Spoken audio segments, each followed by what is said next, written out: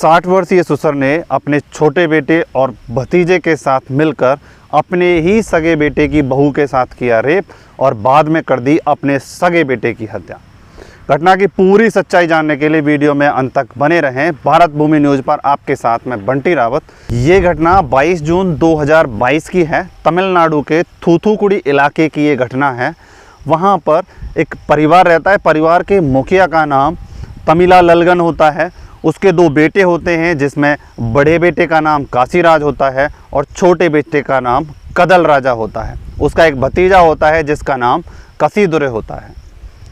काशीराज की शादी महालक्ष्मी के साथ होती है। जब से उनकी शादी होती है, उसके ससुर यानी तमिला ललगन की नीयत अपने बड़े बेटे की बहू पर खराब हो जाती है।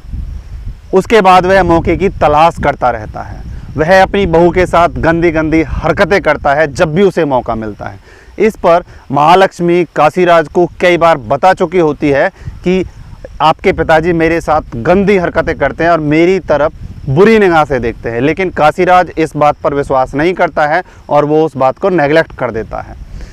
एक दिन मौका पाकर उसका ससुर, उसका छोटा बेटा और उसका भतीजा महालक्ष्मी को दबोच लेते हैं और उसके साथ बारी बारी से दुष्कर्म करते हैं। इस घटना से दुखी होकर महालक्ष्मी आत्महत्या कर लेती है।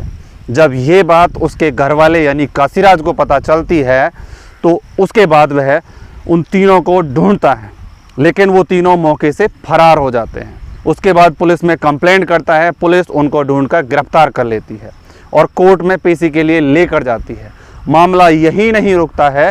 जब कोर्ट में पुलिस उन तीनों को पेशी के लिए ले जा रही होती है, उस टाइम पर काशीराज कोर्ट में पहले से ही कुछ लोगों के साथ मौजूद रहता है और तेज़ धारदार हथियार से उन पर हमला करता है, जिसमें 2 उसका छोटा भाई और भतीजा घायल हो जाते हैं और तमिला ललगन पुलिस वालों की मदद से बच जाता है। तमिला ललगन इस मौके का फ़ायदा उठाता है और काशीराज के हाथ से वो धारदार हथियार लेकर उसी का गला रेत देता है और अपने सगे बेटे की भी हत्या कर देता है। हवस के चक्कर में रिश्ते नातों को ताक पे रख दिया जाता है और ये समाज का कितना भ्रष्ट चेहरा है जो हमारे सामने आता है। जब ये खबर सोशल मीडिया पे आती है तो हड़कंप बच जाता है। लोगों में उसके प्रति गुस्सा होता है कि एक 60 वर्ष का आदमी अपने परिवार के साथ ऐसा कैसे कर सकता है, वो भी अपने सगे बेटे की बहू के साथ कैसे कर सकता है। कोर्ट में उनकी सुनवाई होती है। काशीराज को आनन फानन में पोस्टमार्टम के लिए हॉस्पिटल में भर्ती करा दिया जाता है। 2 अन्य आरोपी जो घायल होते हैं उनको भी हॉस्पिटल में भर्ती कराया जाता है और काशीराज की मौत हो जाती है। समाज में ऐसी भ्रष्ट चीज़ें हमारे सामने आती हैं जिनको सुनकर और देखकर हमारी दिमाग सुन्न हो जाती है। हमारा इस घटना को सुनाने के पीछे किसी की भावनाओं को आहत करने का उद्देश्य नहीं है, बल्कि आपको सतर्क और सावधान करने का है कि अपने परिवार में रहते हुए अपने परिवार के सदस्यों पर पैनी निगाहें रखें, क्योंकि रिश्ते नातों को गंदी सोच के सामने औंधे मुंह गिरना पड़ता है।